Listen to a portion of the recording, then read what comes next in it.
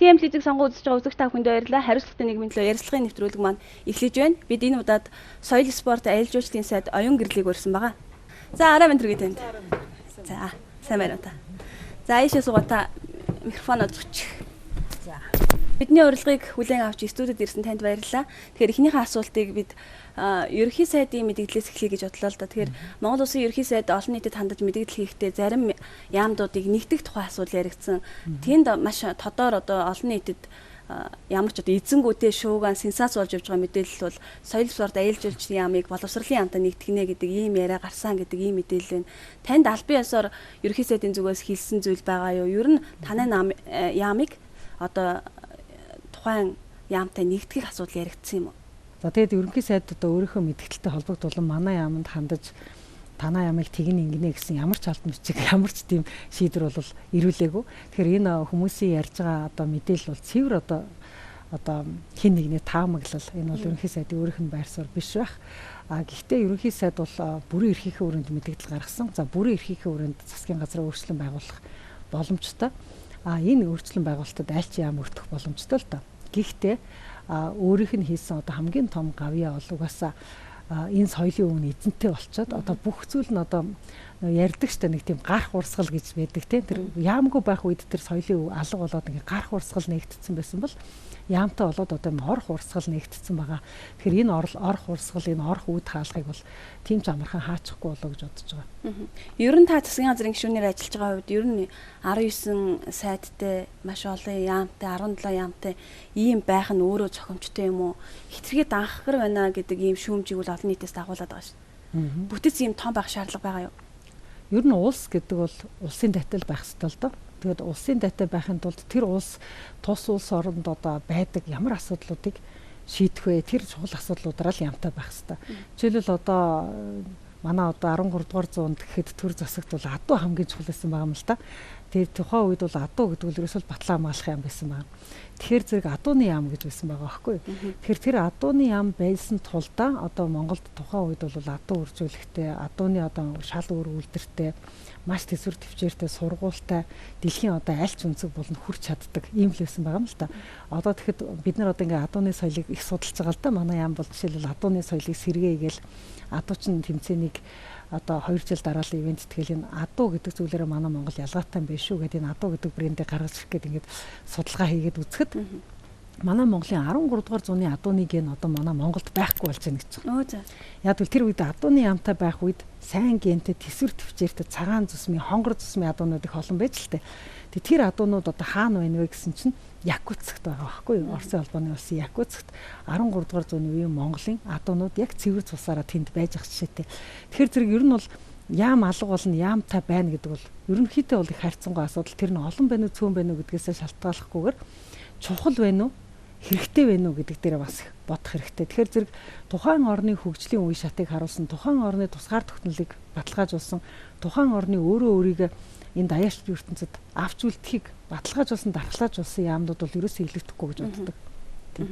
Тэгэхээр таны хувьд бол хэрэггүй чухал биш яам гэвэл ямар яамыг нэрлэх вэ? За энэ бол миний шийдэх асуудал биш л дээ. Ер нь одоо ерөнхий сайдын шийдэх ажиллаж байгаагийн хувьд тэгээ энийг би хэлэх үнэхээр ёс зүйн зохимжгүй. Бүгдээрээ нэг адилхан одоо эрх мэдэлтэй, бүгдээрээ адилхан саналын эрхтэй сайдууд бие бинийгээ чиний яам эрхтэй, миний яам хэрэггүй гэж ярьж ерөөсө болохгүй байх. Та энийг ч надаас бол асуух шаардлагагүй байх гэж бодож байна. Зүгээр энийг олон түмэн бол асуухад бол ерөнхий сайдаас асуух бах. Энийг бол ерөнхий сайд хариулах баха. За уучлаарай. Тэгэхээр дараагийн асуултыг асуу. Ер нь монголчууд оюуны спортыг нэг дэмжихгүй юм шиг харагддаг. Тухайлбал олон улсад бол дэлхийд болон оюуны спортоор монголчууд маш дээгүүр амжилтуудыг үзүүлж байна. Харин одоо бусад спорт дэлхийн авраг боллоо гэхэд манайхан бол шуугж шүү дээ тий. Ер нь оюуны спортыг хүн бүрд мэдрүүлдэг, үнэлүүлдэг, цэгнүүлдэг болохын тулд танай яам юу хийж байгаа вэ? Бид бол их бяцхан одоо ахиц дэвшил бол гаргасан. Одоо урд нь бол засгийн газрын шагнал, шигшээ багийн бүрэлдэхүүн энтерт бол шатар даамны спорт бол ордоггүй байсан юм л да.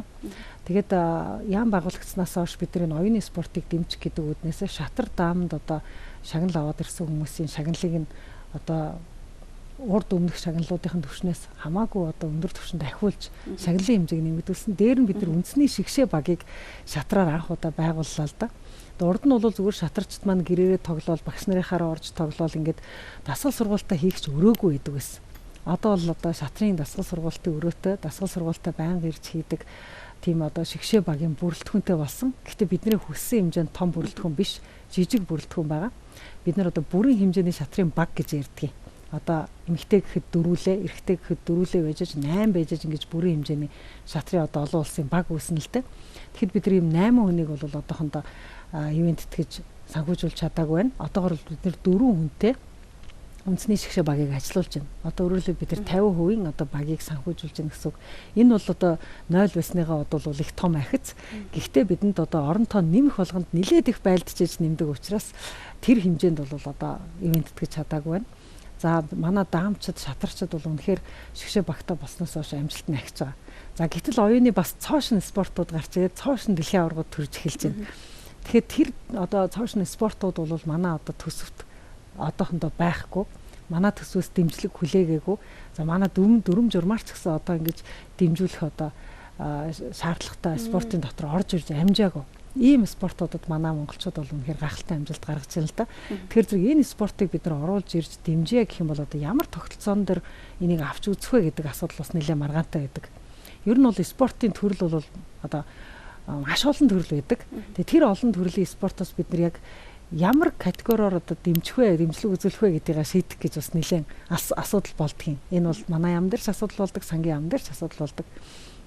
Тэгэхээр зэрэг манайхан одоогоор зөвшөлтсөлд хүрээд олон талаасаа хүлээн зөвшөөрөөд дэмжиж байгаа спортын төрлүүд гэх юм бол бид нар олимпийн төрлүүд байгаа. Дээр нь спорт аккорд гэдэг нэг байгууллага байна. Энэ спорт аккорд гэдэг байгууллагад албан ёсоор бүртгэгдсэн спортын холбоодыг бид нар дэмжих ийм бодлогыг баримталж байгаа. Тэгээд тэр нь бол олон улсын спортын холбоодыг бүртгэгдэг байгууллага юм л да. Тэгэхээр тэр спортын холбоодыг бүртгэгдэг тэр спортын олон улсынхаа тогтолцоонд орж ирсэн тэмцээнүүдэд бид нэр дэмжийе гэдэг ийм л одоо бодлого баримтлаад явж байгаа. Тэгээд тэр тогтолцоон дотор орж ирж амжаагүй шинэ спортууд бол олон улсдаа ч тэр үндэснийхээ хэмжээнд ч тэр дэмжлэгээ авч чадахгүй одоохондоо. Одоо ингээд олон нийтийн одоо уран зургийг сэргээгээд яваад байгаа мөртлөө тэгээд яг өөртөө спортын гэдэг дэмжлэгийг харахаа авч чадаагүй байна. Тэгэхээр өнөөдөр мэрэгжлийн хэлтээс мэдээлэл хэлээ л дээ. Нийслэлийн хэмжээнд байгаа соёлын өв дурсгалууд хаана байна? Хамгаалалт нь хэр вэ гэд нэлээд тааруухан дүн сонсогдлоо. Ер нь энэ соёлын өвийг хамгаалах талаар танаа яам гарч ирээд дуугарч эхэлсэн л дээ. Тухайлбал Ленин үзийг авч чадлаа тий. Тэгэхээр ер нь бүртгэлийн ярихад дутсан барьсан зүйл юу нэр вэ? За манай дээр одоо байна шүү дээ. Спортын соёлын өвийн үл хөдлөх дурсгал буюу одоо яг энэ чул хүн чулуу, хадны сүг зураг, барилга байгууламж энэний тооллогыг эрхчлээс хийх гэж байгаа. Тэгэхээр бид нар үл хөдлөх дурсгалын тооллогыг бид нар анх удаа Монгол улсдаа хийх гэж байна. Тэгээд тэрнийгээ төсөв төлгөөгөө энэ жил оруулж байгаа. Бид нар бол сая 12, 13, 14 онд бол одоо 3 жил дараалан бид нар музейн үзмрүүдэл тооллоо. Музей доторхоо тооллоо. Одоо эх жил бид нар бүтэн жилийн турш эх орон даяараа явж гадаа байгаа үзмрүүдэд тоолно. За гадаа байгаа үзмрүүдэд тоолохын тулд энэ дотор одоо гадаа байгаа одоо түүх соёлын дурсгалууд чинь ийм ангилалтай байдгийг. Улсын хамгаалтын ангилал, одоо нийслэлийн хамгаалтын ангилал, аймагуудын хамгаалалт, сумын хамгаалалт гэдэг ингээд өөрийнхөө одоо дүүргийн хамгаалалт гэдэг хариуцсан хамгаалсан эзнийхээ хамгаалалт одоо ингээд бүртгэлтэй байдаг. За энэ бүртгэлтэй байдаг дотор одоо улсын хамгаалтанд байдаг бол 200 объект байгаа. За дээр нь одоо нийслэлийн хамгаалтанд байх ёстой, нийслэлийн хамгаалтанд бүртгэгдсэн 150-60 гаруй объект байгаа. За бидний хувьд гэвэл хамгийн их соёлын өв одоо устгах магадлал өндөртэй. Хамгийн их устгагдж байгаа, сэргээн завсралхдахгүй байгаа газрыг бол бид Улаанбаатар гэж болол эртнээс одоо мэдээж Улаанбаатар хотор бол нэлээд их шаардлага тавьж ажилласан. За ямар одоо мэдээлэл өгч ажилласан бэ гэхээр за танад ийм үн цэнтэй соёлын дурсгалууд байна. Энийг хамгаалаач. Танаа хамгаалтанд байна гэдээ одоо нийслэлийн засаг дарга, нийслэлийн иргэдийн хурал руу бол бид нар бол одоо 2 жилийн турш бараг 4-5 одоо бичиг явуулсан байгаа. Бичиг явуулах болгондоо бид нар зургийг авсаргаад энийхээ одоо хариуцах эзнийг тодорхой болгоо. Энийг хэрвээ та нар хариуцж чадахгүй бол төрд буцааж өг гэдэг ингээд зэгсаалтууд явуулж байгаа. Ингээд сүүлдээ Улаанбаатар хот маань яасан бэ гэхээр ерөөсөө бид нар соёлын яам гэдэг нэгдсэн удирдамж байхгүй, соёлын өвийг яаж хамгаалахыг сайн мэдэхгүй. Яг энэ байх үед Улаанбаатар хотод маш их соёлын өв одоо эзэнгүүджээ. Тэр байтугай одоо маш их одоо сүрч нуржээ. Бүхэл бүтэн соёлын өвийн хамгаалтны жагсаалтанд байгаа объект Улаанбаатар хотын иргэдийн хурлын шийдвэрээр нураасан байдаг. Тэр бол яг Ленин музейний ардталт байдаг нөгөө нэг модон байшин байсан шүү дээ. Сүхбаатарын байшин дээрээс нэрлэгдсэн. Тэрийг бол нийслэлийн иргэдийн хурлын шийдвэрээр нураасан байдаг. Нийслэлийн одоо соёлын газрын дарга байсан хүн одоо 2006-аас 2009 онд нийслэлийн соёлын газрын дарга байсан Пүрхүү гэдэг соёлын гавьяа зүтгэлтэн хүн. Яг өөрийнхөө хариуцдаг өөрийнхөө төрийн бус байгууллагын нэр дээр газрыг нь одоо барилгыг нь өөрийнхөө нэр дээр болгочихсон Богдхааны зуны ордон жишээлбэл байж ах чийдэг. Гэх мэт ингээ нийслэл дээр бол асуудал их байгаа. Тэгэхээр энэ асуудал байгаа учраас бид нар нийслэлтэйгээ хамтраад та нар одоо энэ асуудлыг одоо яам байхгүй үед бие даа шийдэх гээд бие даа шийдэхдээ ингээ жоохон буруу шийдээд маш олон алдаа одоо нийслэл дээр гарсан байна. Тийм учраас энэ алдаануудыг одоо хамтарч залруулъя гэд бид ажлын хэсэг гаргасан. Энэ ажлын хэсэг бол одоо энэ оны ихээр байгуулагдаад нийслэлийн бүх үйл хөдлөлт дурсгалын зүйлүүдийг бол бид нар тодорхойлж өгсөн. Ингээд тодорхойлж өгсөн жагсаалтныхаа дагуу бид нар одоо яг энэ объектыг яаж хамгаалах вэ? Яг энэ объектыг хэний мэдлж шилжүүлэх вэ? Яах вэ гэдэг одоо хилцүүлэг авж байгаа. Өнөөдөрхөн гэхэд манай яам дээр ажлын хэсэг хуралдаад зарим объектыг бид нар төрийн өмчөж шилжүүлээд яг соёлын яамны мэдлэлтэнд байлгаад мөсийн объект болгоод ингээд явъя гэдэг ингээд зарим объектуудаа ингээд тохироод явж байгаа. Тэгээ энийг бол бид нар төрийн өмчийн хороонд тавина. За жишээлбэл Улаанбаатар хот бол хүн чулууны үлгий гэдэг одоо нутаг. Нэр нь бол хүн чулууны хөндий гэдэг нутаг штэ. Гэтэл Улаанбаатар хотын хэмжээнд одоо хүн чулуу хаана байна вэ гэж тайсан чинь ганцхан хүн чулуу олдож байгаа. Ганцхан. Тэр нь бол Улаанбаатар хотын музейд би дөнгөж сая өнөөдөр тэр хүн чулууг Улаанбаатар хотын музейд шилжүүлэх би одоо тушаалт гар үсгс урчаад орж ирлээ. Тэр хүн чулуу нь бол Богд хааны музей хашаан дотор л байна. Тэр музейн одоо тэр хүн чулуу маш домогтой хүн чулуу. Гэтэл Улаанбаатар хотод анх хүмүүс ирж сууршихдаа хүн чулууны хүндийд сууршаа гэж хурж суурчилсан байна. Тэр бүхлөтэн тэр одоо том түүх дурсгалын талбай байсан нутаг гэд бодоход Улаанбаатар хотод бол маш их зүйл алдагдсан. Тэгээд жишээлбэл археологчид гэхэд хизээч Улаанбаатар хотыг судалж байгаагүй. Бид Улаанбаатар хотыг судлуулахын тулд соёлын яамнаас мөнгө гаргаад зүүн салааны тийшээ одоо 2 жил дараалан бид нар археологийн малталтыг санхүүжүүлж байна. Тэндээс хүннүгийн үеийн дурсгал олдож байна. Өшөө хаанаас ч юу ч олдно. Айлын бөөрн дор байна байгаа. Тэгээ одоо туулын хөндийд туулын шугууны тэнд бол малтлага хийхэд бол одоо тэнд одоо Тойрол хааны туур байгаа, Есү хатны туур байгаа. Улаанбаатар хотод маш их түүх дурсгалын зүйл байгаа. Тэгээ энэ бүх түүх дурсгалынхаа зүйлүүдийг судлуулахгүйгээр дээрэс нь газар олгоод ингээд энэ хотынхаа түүх дурсгалын үн цэнтэй одоо брендийг алдаад байна. Мөн одоо барьсан барилгуудаа одоо сэргээн сурлахгүй ингээд алдаад байна. Музейнүүдийн газар руу хэтэрхийх ороод байна гэдэг энэ асуудлаар бол бид нар удаадараа санал тавиад удаадараа ажлын хэсгээ байгуулад уулзаад зурагжуулаад ингээд дандаа мэдээлэлд явж байгаа. Гэхдээ одоо Улаанбаатар хот маань түүх дурсгалынхаа зүйлд одоо ихээхэн анхаарал тавих, төсөв хөрөнгө гаргах ийм одоо шийдвэрийн одоо яг ирмэг дээр байгаа юм байлээ. Улаанбаатар хот бол түүх соёлынхаа дурсгал ялангуяа соёлынхаа одоо үйл ажиллагаанд зориулсан төсвийг бол нэмэгдүүлэхээр одоо ярилцж байгаа юм лээ. Тэгээд энэ одоо маш таатай үе гэж бодож байна манай яамны хувьд. Тэгээд энэ таатай үе дээр бол бид нар яг ямар өв соёлоо яг яаж хиндэ хариуцуулах вэ гэдэг дээр Улаанбаатар хот соёлын яам хоёр бол маш сайн одоо ойлголцолд хүрэх одоо шатандаа явж байгаа. Бид ойлголцолд хүрэхийн өмнө эхлээд үн цэнтэй зүйл чи энд байна шүү гэдгийг судлахад бол бид нар нэлээд их бас цаг зарцуулсан л да. Энэ бол ерөөсөө нийт 13 оны турш би яг өөрийнхөө зөвлөхийг томлоод зөвхөн Улаанбаатар хотын түүх дурсгалуудын талаар жагсаалтыг гаргаж нийслэлд үн цэнтэй зүйлүүдийг нь одоо яг жагсаалтаар нь хүлээлгэж өгье гэд ийм одоо судалгааны баг гаргаад ажилласан. Археологийн баг дараа нь гаргуулсан. Энэ жил дахиад археологийн баг гаргуулсан. Тэгээд энэ жил одоо ажлын хэсэг гаргаад яг энэ объектуудаа яах вэ гэдэг дээр шийдэх ажлын хэсэг бол одоо яг эд ажиллаж байгаа. Яг бүгдийн тогтоогоод авахд ер нь хэдэн төгрөг шаардлагатаар байна. Нэлээд олон жилийн ажил шаарддаг. За археологийн малтлага бол ерөөсө Багнуур дүүрэг, Хаануул дүүрэг одоо Сонгоны хайрхан дүүрэгт бол маш их археологийн малтлагын одоо объектууд байгаа. Тэнд бол нэлээд олон ажлууд шаарддаг. За Чингэлтэй дүүргийн тийшээ бол жишээлбэл Дондог дулмын аршааны тийшээ бас нэлээд их археологийн малтлагын ажлууд шаарддаг. Тэгэхээр зөвхөн археологийн судалгаа нь гэхэд бол Улаанбаатар хот бол ойрын 10 жилд археологийн шинжилгээ ухаанд сонирхолтой зүйл авчирч чадах ийм малтлагуудыг санхүүжүүлж одоо ажилуулах шаардлагатай. Дээр нь олсон сайхан малтлагууд дээрээсээ хэрвээ ил музей байгуулах өшөө дээр нь одоо сонирхолтой музей объектуудыг сайжруулах. Одоо ингээд Богдхааны зуны ордонгоос ахуулаад ингээд Дондог дулмын хатны дугнаас ахуулаад ингээд тэр бүх одоо нурж унах гэдэг зүйлүүдээ сэргээн засварлахад гэх юм бол энэ дээр бол өмчлөлийн асуудлыг нэг талдаа гаргаж аваад шууд яамны хөрөнгө оруулалт, нийслэлийн хөрөнгө оруулалт хоёр хамтраад ингээд явах юм бол сэргээн засварлалтын ажлууд бол За бас нэг ойрын 10 жилийн маш их томоохон ажлууд байгаа. Одоо музейнийхээ үзмэр болгон дээр бид нар зүгээр нэг аяга байна гэж тоолоод өнгөрөхгүй. Энэ аягны хийд, загвар, он, сар, насжилт тийм ээ, түүх, уламжлал бүх зүйлийг нь бичиж бүртгэж энэ аягыг бид нар бүртгэж авч байгаа. Тэгэхээр энэ одоо нарийн төвхтэй ажлуудыг бол бид нар сая 3 жилийн турш хийлээ. Тэгэхээр спорт дээр нэг асуулт байна л да. Тэгэхээр Монголын үндэсний спорт бол Монголын үндэсний бөхөө тий. Тэгэхээр энэ та эмэгтэй хүн учраас бас бөхөөс хол байж мэдхийн. Гэхдээ таны эрхлэх асуудлын хүрээнд орно. Үндэсний бүх утгаа алдлаа гэд иргэд их шүүмжлэх юм аа. Найраатай байна.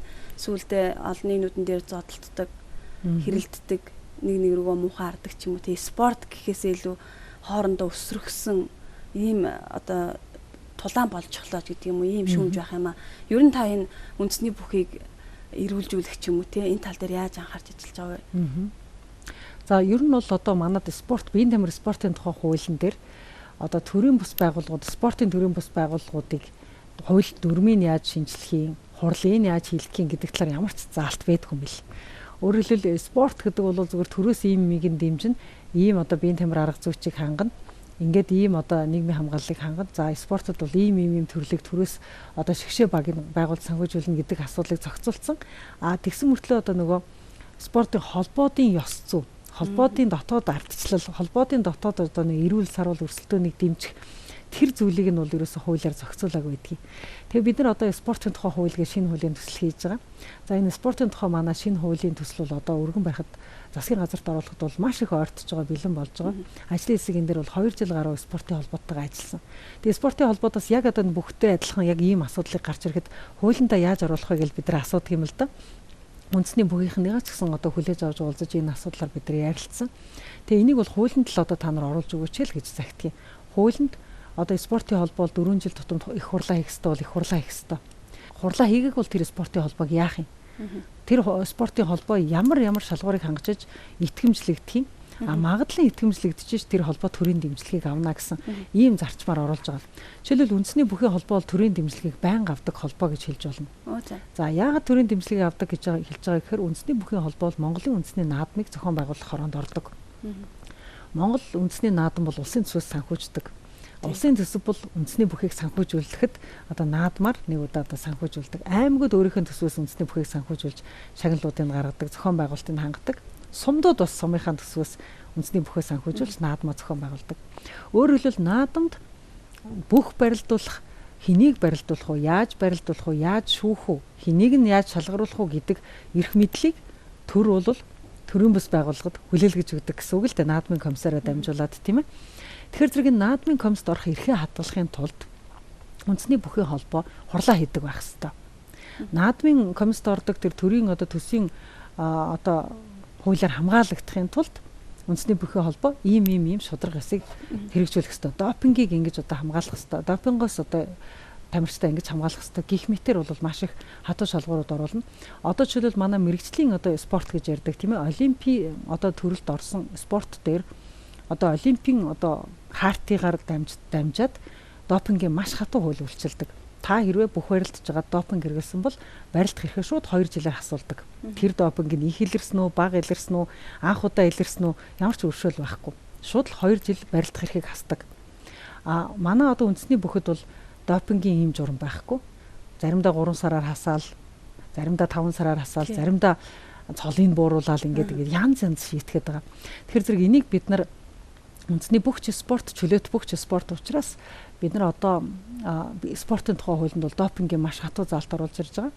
Энэ дээр бол хэрвээ допинг илэрсэн л бол тэр шилдэг одоо үзүүр төрөн тэр шүгээн дөрөвтүүлсэн тамирчнаас аль нэгнээс нь шилдэг болцсныхын дараагаар ямар нэгэн допингийн орц сорил илэрсэн л бол шууд барилдах эрхийг 2 жилээр хасдаг.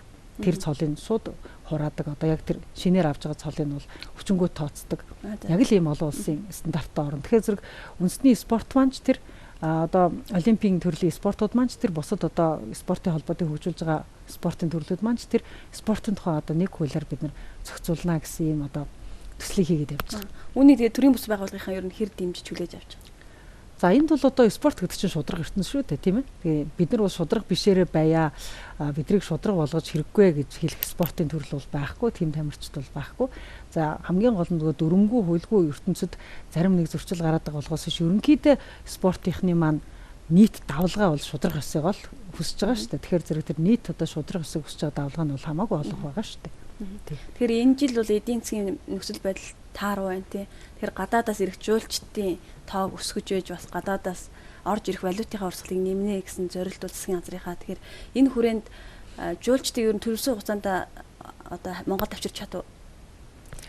За манай одоо компаниуд маань тийм яг бидний хүссэн хэмжээнд бол энэ жил хүрээгүй. Хүссэн хэмжээнд хүрч чадаагүй нь бол одоо нэг талдаа бол бид нар гэрээгээ хангалттай хийж чадаагүй гэж хэлж болно. Гэрээгээ хангалттай хийнэ гэдэг маань одоо аялал жуулчлалын олон улсын томоохон ярамгууд Монгол руу ирэх үү ирэхгүй юу, зочноо Монгол руу явуулах уу явуулахгүй юу гэдгийг компаниуд хизээ шийддэг вэ гэхээр 11-р сар, 12-р сар, 1, 2, 3-р сард шийддэг. За энэ 11-р сараас 3-р сар хүртэлх энэ 5 сарын хугацаанд л одоо бид нар маш олон ярамгуудад компаниудаа явуулж явах хэрэгтэй. Манай одоо Монголын компаниуд очиж тэр ярамгуудад очиж гэрээнүүдээ хийж явах хэрэгтэй. Аль зах зээл рүү ажиллаж илүү зочин авчирмаар нь тэр зах зээл дээр л очиж ярамгтал маш сайн оролцох хэрэгтэй. За жишээлбэл манайх энэ жил Францын зах зээл дээр ажилласан компаниуд маш онц ажиллалаа гэж хэлмээр байна. Францын зах зээл рүү гарсан биднэрт Франц зочин авчирмаар байна. Францын зах зээл рүү бид нар явмаар байна. Францын ярамгт бидрийг оруулаад өгөөч, бидрийг дэмжиж өгөөч гэж компаниуд орж ирсэн. Тэр компаниудыг бид Парист болсон одоо аялал жуулчлалын ярамг руу дэмжиж явуулсан. Бид нар компаниудын зардлыг дагаагүй шүү дээ. Зүгээр тэр Парист болсон тэр арга хэмжээнд нь бид нар бага зэргийн дэмжлэг ингээ үзүүлсэн. Ингээд бол манай одоо Парис авсан компаниуд бол Францаас авчирч дуусныхаа тоглолтод хангалттай гэрэлж ирсэн байна. Тэгээ энэ жил хамгийн сайн өсөлттэй компани бол Францын зах зээл дээрээс орж ирлээ. Английн зах зээл рүү одоо ганц 2 компани гарсан. Тэр компаниуд бас сайн зочинтой байсан. За ерөнхийдөө зах зээлээ сайн сонгоогүй, хаашаага явахаа сайн мэдэхгүй, зочин ирээсээгээ хүлээгээс сууж исэн компаниудын бол орлого буурсан. За тэр компаниудын буурсан орлогыг бол харин дотоодын аялагчид их нөхлөө. Яг бол энэ жил дотоодын аялагчид бол гайхалтай байлаа. Жишээлбэл одоо наадмын одоо хоног 5 хоног боллоо шүү дээ. 5 хоног болсон чинь зөвхөн аймагуудад очисон хүмүүсийн тоог бид нар зочдын тоог аваад үзэхэд аймагуудын наадмуудад тэр 5 хоногийн үеэр аймагуудад очисон зочид бол 10 хүн тутмын нэг нь аялсан байна. Монгол хүний. Тэгэхээр Монголын одоо аялагчид бол Монголынхаа дотоодын аялал жуулчлалыг маш их сайхан дэмжиж эхэллээ л дээ. Гэхдээ гадаадын аялагчдад тасралтгүй ингээ аялуулахын тулд тэр компаниуд зах зээлийн эртхэн сонгох хэрэгтэй. Би Японы зах зээл дээр гармаар байна гэвэл Японыхаа ярамгууд руу яаралтай явж гэрээнүүдээ хийж явах хэрэгтэй. Тэгэхээр би гэрээ хийх ажлууд бол хангалттай хийгдсэнгүй гэж би энэ жил хэлмээр байна. За нөгөө талаас бол манай одоо визгүй болох горим маань арай оройтлоо энэ жил. Бид нар бол визгүй одоо энэ жил бол одоо Монгол улс бол 17 орныг визгүй оруулдаг байсан бол энэ жил ганцхан жилийн дотор бид нар 63 орон болтор нэмэгдүүллээ шүү дээ. Гэхдээ бид нар визгүй боллоо шүү гэдгийг бид нар чинь 6 дугаар сар зарлж байгаа байхгүй юу? 100 биз дээ. 100 зарлж байгаа. Тэгэхэд чинь 100 гэхэд бус улс орны аялагчид айл эрт аяллахын гэрээг хийчихсэн, айл эрт билетээ өөр орн руу авчихсан, өөр орн руу зугаалаад эхэлсэн байгаа шүү дээ. Гинт аяллаа өөрчлөл Монгол руу ирнэ гэж байхгүй учраас тэгэхээр тэр одоо виз чөлөөсний маань үр дагавар энэ жил үр дүн энэ жил хараахан ажиглагдсангүй. Харин эх жилийн одоо аялал жуулчлалын сезоны үеэр энэ бол маш их одоо түлхэц болж ажиглагдаж манад бол эрх зочин бол эрс нэмэгдэнэ гэж. Сайдаа уучлаарай, тэгэхээр нэг хувийн чанартай асуулт асуучих. Байнгын орон дээр сууж байхад Бацаандан гишүүн нэг зүйл ярьжсэн л та. Соёл спорт аялал жуулчлалын сайд гээд эмэгтэй гадаад нөхөртэй хүнээр энэ салбарыг толгойлуулаад тах нь өөрөө цохимжтой юм уу гэдэг бас үндэсний аюулгүй байдлын хэмжээнд яригдах юм биш үү гэдэг юм уу те. Ийм асуулт ярьжсэн. Иймэрхүү яриг та юу хэр хүлээж авдаг вэ? Эмзэгэлдэг үү? Би эмзэглэхгүй шүү дээ тэрэнд. Бацаандан гişүн тэгээ дараа нь ч гэсэн энэ талаар хоёулаа ярилцсан. Тэгээд одоо иймэрхүү асуудлыг нэг хэтэрхий их улс төржүүлж одоо дахиж сэргээж ярмааргүй байна л да. Гэхдээ ерөнхийдөө бол Бацаандан гişүн бол ойлгосон байх л гэж бодож байна. Ер нь тэр хүн хийж байгаа ажиллаараа л улстай хэрэгтэй вэ хэрэггүй вэ гэдэг нь харагдаж штэ. Тэгэхээр шагнал гардуулдаг, шагнал хавтгаарлаа гэл ер нь их шүүмж вэ шүү дээ. Шагналыг үн цэнтэй болгох дээр Чи жишээлбэл ямар шагналыг үн цэнэгүй болчлоо гэж бодоод байна? Одоо тухайлбал төрийн ордонд бид нэг шагнал сурвалжлал инглээ тэглээгүүд иргэдийн сэтгэл нь тэр одоо гавьяат болчих юм уу, тэр одоо ста болчих байгаа юм уу ч гэдэг юм уу те. Дуртай нэгэн шагнал авдаг болж шагналч зөвөр үн цэнэ алдажтэй ч гэдэг юм уу те. Шагнал аваагүй хүмүүсийг хооронд нь харьцуулаад энэ одоо Монгол Улсын гавьяач жижигчин болох болцсон юм биш үү ч гэдэг юм уу те. Иймэрхүү яриа байдгийг.